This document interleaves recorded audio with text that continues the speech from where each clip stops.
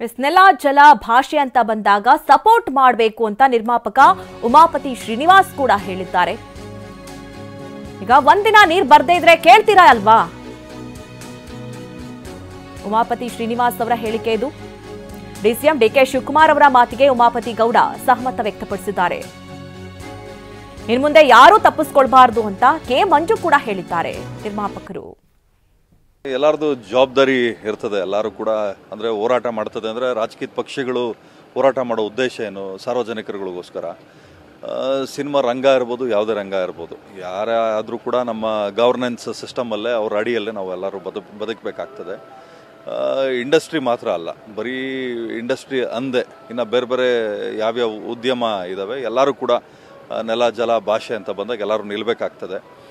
ಅವ್ರವ್ರ ಕರ್ತವ್ಯ ಆಗಿರ್ತದೆ. ಇವಾಗ ಒಂದು ದಿವಸ ನೀರು ಬರಲಿಲ್ಲ ಅಂದರೆ ಸರ್ಕಾರನ ಬೈತಾರೆ. ಅದೇ ರೀತಿ ಸರ್ಕಾರಕ್ಕೆ ಎಷ್ಟರ ಮಟ್ಟಿಗೆ ಸಪೋರ್ಟ್ ಮಾಡ್ತಾ ಇದ್ದೀವಿ ಅನ್ನೋದು ಎಲ್ಲರದ್ದು ಒಂದು ಆದ್ಯ ಕರ್ತವ್ಯ ಆಗ್ತದೆ. ಆಮೇಲೆ ಮುಖ್ಯವಾಗಿ ತಮ್ಮೆಲ್ಲರಿಗೂ ಗೊತ್ತಿದೆ, ಇವಾಗ ನಮ್ಮ ಉಪಮುಖ್ಯಮಂತ್ರಿಗಳಾದಂಥ ಶಿವಕುಮಾರ್ ಅಣ್ಣವರು ಏನೇ ಕಾರ್ಯಕ್ರಮಗಳು ಮಾಡಿದ್ರು ಅದರಿಂದ ಒಂದು ಉದ್ದೇಶ ಇರ್ತದೆ. ಇವಾಗ ಅವ್ರ ಉದ್ದೇಶ ಇಷ್ಟೇ, ಯಾಕಂದರೆ ಹೋರಾಟ ಮಾಡೋಕ್ಕೆ ಜನ ಕೊರತೆ ಏನಿಲ್ಲ. ಆದರೆ ಒಂದಷ್ಟು ಜನ ಜವಾಬ್ದಾರಿಯುತ ವ್ಯಕ್ತಿಗಳು ಬಂದು ಅದ್ರ ಬಗ್ಗೆ ಹೋರಾಟ ಮಾಡಿದಾಗ ಅವ್ರದ್ದೊಂದಷ್ಟು ಫಾಲೋವರ್ಸ್ಗಳಿಗೆ ಅದು ಮಾಹಿತಿ ಮುಟ್ತದೆ, ಒಂದು ಅವೇರ್ನೆಸ್ ಹುಡ್ತದೆ ಅನ್ನೋ ದೃಷ್ಟಿ ಬಿಟ್ಟರೆ ಬೇರೆ ಇನ್ನೇನಿರಲ್ಲ. ಫಿಲ್ಮ್ ಫೆಸ್ಟಿವಲ್ದು ಮುಖ್ಯವಾಗಿ ಏನಾಗಿದೆ ಅಂದರೆ ಮಾಹಿತಿ ಕರೆಕ್ಟಾಗಿಲ್ಲ. ನಾನು ಕೆಲವೊಬ್ಬರ ಹತ್ರ ಮಾತಾಡಿದೆ, ಯಾರೋ ಇನ್ವೈಟ್ ಮಾಡಲಿಲ್ಲ ಮತ್ತೊಂದು ಇನ್ನೊಂದು ಅಂತ ಬಂತು. ಸೊ ಹಂಗಾಗಿ ಅದೊಂದು ಮಾಹಿತಿ ಕೊಡದೆ ಯಾರು ಕೋಆರ್ಡಿನೇಟರ್ಸ್ ಇದ್ದಾರೆ, ಕೋಆರ್ಡಿನೇಟರ್ಸ್ ಮಿಸ್ಟೇಕ್ ಅದು ಬಿಟ್ಟರೆ ಯಾರ್ದು ಮಿಸ್ಟೇಕ್ ಅಲ್ಲ.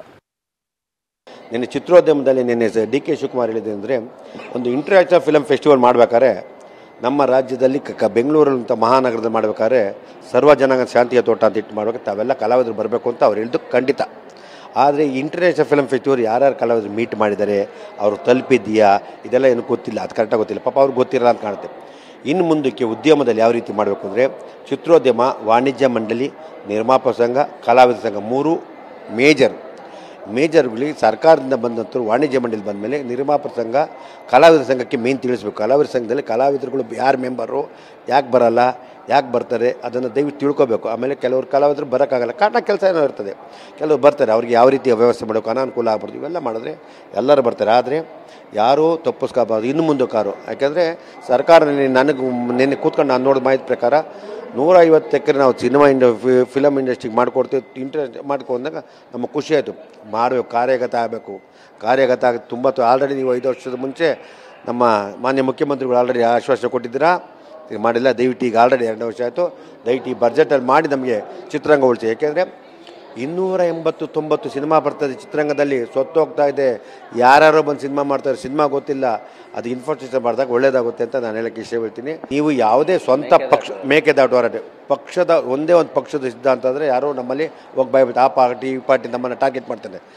ಇವತ್ತಿಂದ ಯಾರೇ ಆಗಲಿ, ಒಂದು ನೀರಾಗಲಿ, ಒಬ್ಬ ರೈತರ ಸಮಸ್ಯೆ ಆಗಲಿ, ಇಡೀ ಚಿತ್ರ ಯಾವುದೇ ಪಾರ್ಟಿ ಆಗಲಿ ದಯವಿಟ್ಟು ಸ್ಪಂದಿಸಬೇಕು. ಸ್ಪಂದಿಸೋದು ನಮ್ಮ ಧರ್ಮ. ನಿನ್ನೆ ತುಂಬ ಜನ ಬಂದಿಲ್ಲ, ಅದರಲ್ಲಿ ಎದ್ದು ಕಾಣ್ತಿದ್ದು ನಿಜ. ಅದಕ್ಕೆ ಹೇಳ್ತಾನಲ್ಲ, ಇಂಟರ್ನ್ಯಾಷನಲ್ ಫಿಲಮ್ ಫೆಸ್ಟಿವಲ್ ಯಾರನ್ನ ಮೀಟ್ ಮಾಡಿದ್ದಾರೆ, ಯಾರು ಇದಕ್ಕೆ ಯಾರು